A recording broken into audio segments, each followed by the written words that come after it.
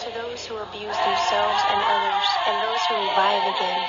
To those who are physically, mentally, or spiritually incapable by accident or by birth. To those who seek strength in our spirituality and ways of life, and those who exploit it, even our own. To those who fall for the lies and join the dividing lines that keep us fighting amongst each other.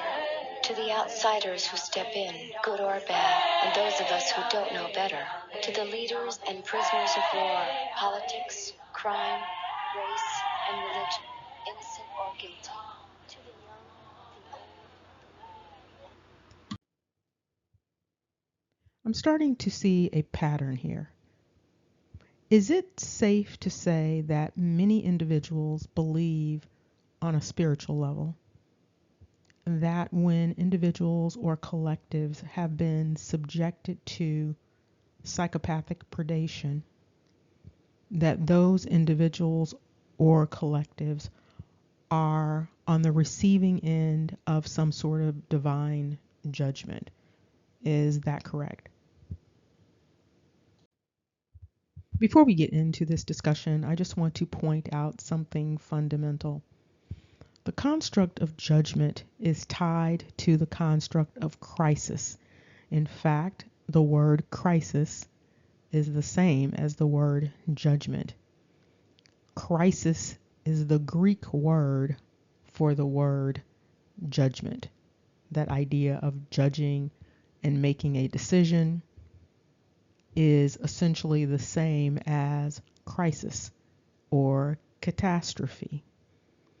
And so they are one and the same. And so when individuals are demanding, crying out for all of this judgment, they are crying out for crisis.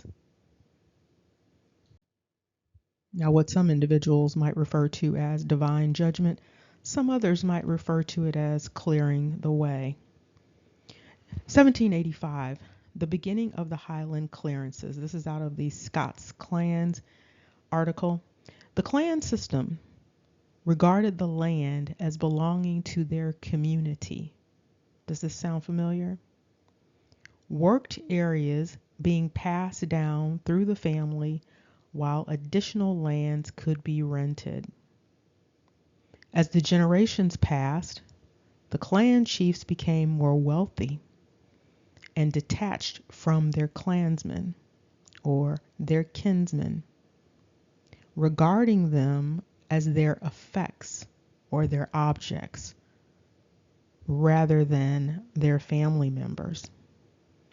Does this sound familiar when you think about the history of America and what took place with the American Indians, and perhaps what took place with the family units on the west coast of Africa? By the 18th century, it would have been hard to find a clan chief with the same accent as his clan, and harder still to find a clansman with any legal or humanitarian rights.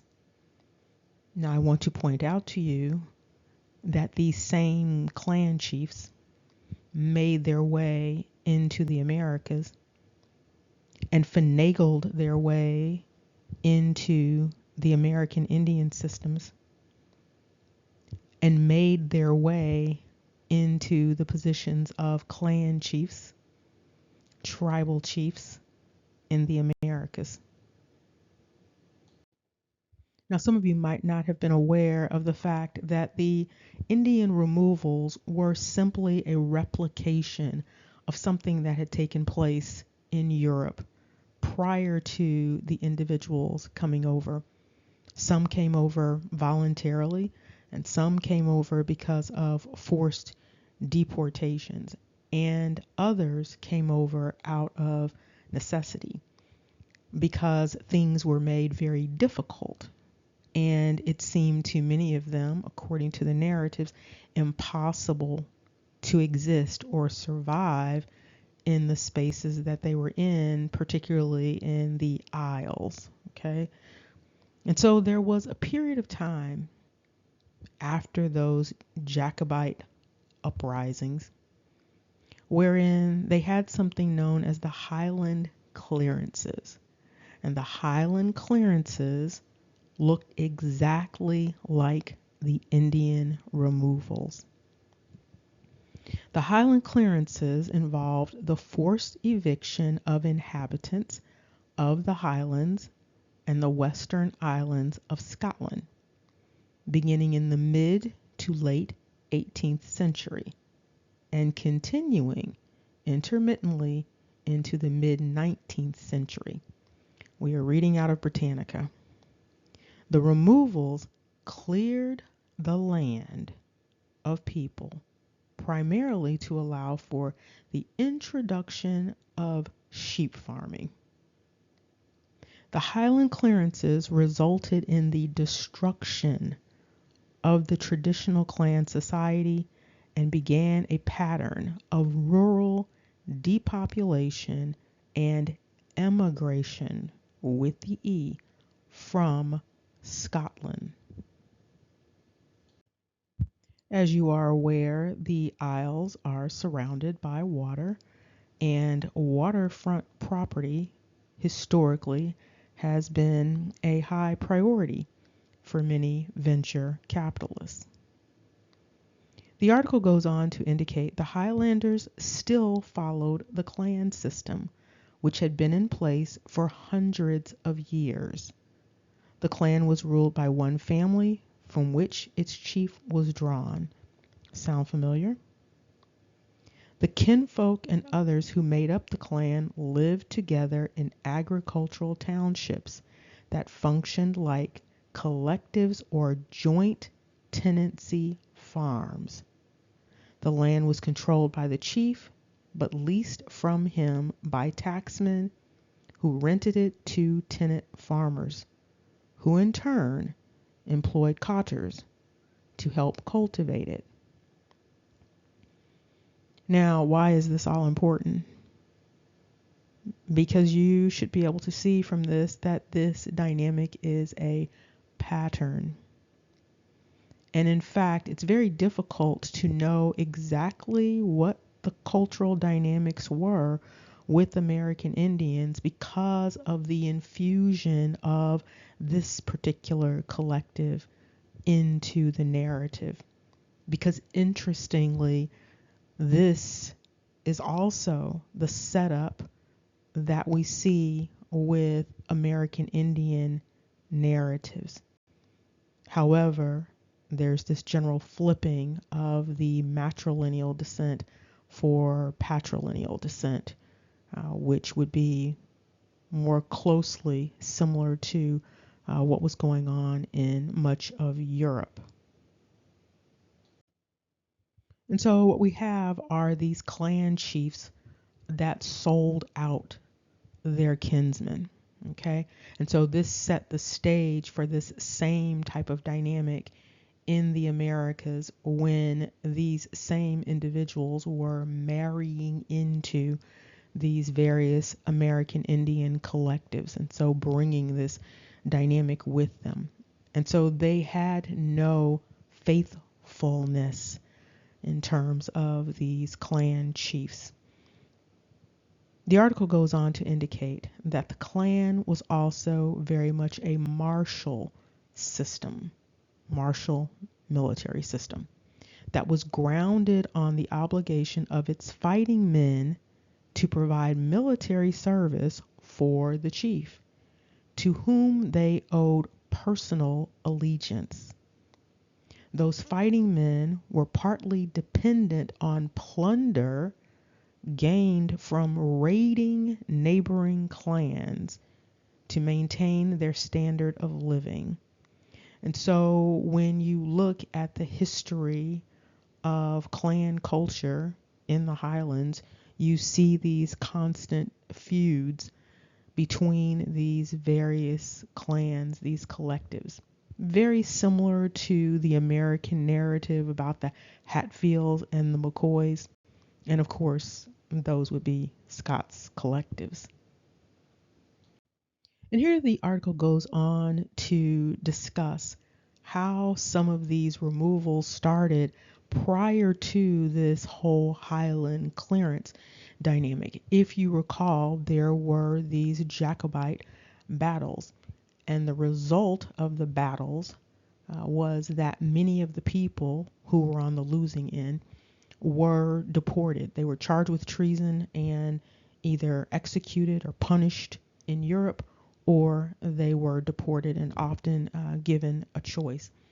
Now, based upon what we see going on in Africa, it's safe to assume that many of the people on the west coast of Africa were a part of the deportation dynamic, just like some were on the east coast of America. And of course, we've already noted that many of the slave ships were also convict ships and these deportation ships. And so there was a lot of integration going on with respect to the transatlantic slave trade and the deportations coming out of the Isles. Now, of course, these deportations also included some Frenchmen. Okay, continuing on. After some initial success, Charles and his troops were eventually defeated at the Battle of Culloden. And so you remember that. And that was 1746. 1745 is also a very important date. And you see a lot of migration consistent with these dates, whether we are talking about transatlantic slave trade movement increasing around this time, or whether we're talking about transportation into the Americas straight from Europe. Okay, so during this time period, thousands of Highlanders were killed. There was an ethnic cleansing going on in terms of Scotland, so much so that I truly wonder who the people are that are over there right now, because it's very confusing in terms of where the people went and who ended up staying and why they stayed. And so you have people deported to Australia, people were sent to India, people were sent to the Caribbean, people were sent everywhere. And so all of these families were divided up. It indicates in the subsequent weeks and months, some 1,000 Highlanders were hunted and killed. In the process, whole Highland clans were destroyed or were forced to flee. And so sometimes when individuals are doing this DNA work and they can't get clear answers about their ancestors, part of it is tied to this dynamic. And so if you have entire clans disappearing, whether we're talking about on the west coast of Africa or in Central Africa, or we're talking about in these isles, when that happens, it's nearly impossible in many instances to do that direct tracing to a specific tribe or clan, because the tribe or clan outside of the Americas, they just don't exist.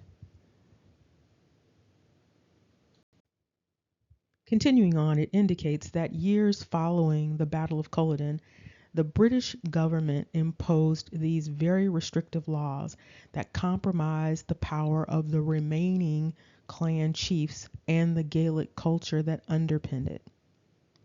This included them banning the wearing of their clan tartans. And so the clan tartans were those plaid textile designs and the bagpipe music. Okay. And so the tartans go along with your family. And so if you look up tartans for your family surname, if you have a Scots family surname, you will be able to find the pattern that goes along with your family. One thing that's very interesting is there's one monarch that wears the clan tartan for another monarch, and so not actually his own clan tartan. At any rate, it indicates the government also cleared the way for outsiders to acquire much of the land in the Highlands. And so they brought in people to take over the land that originally or previously belonged to the Highland clans.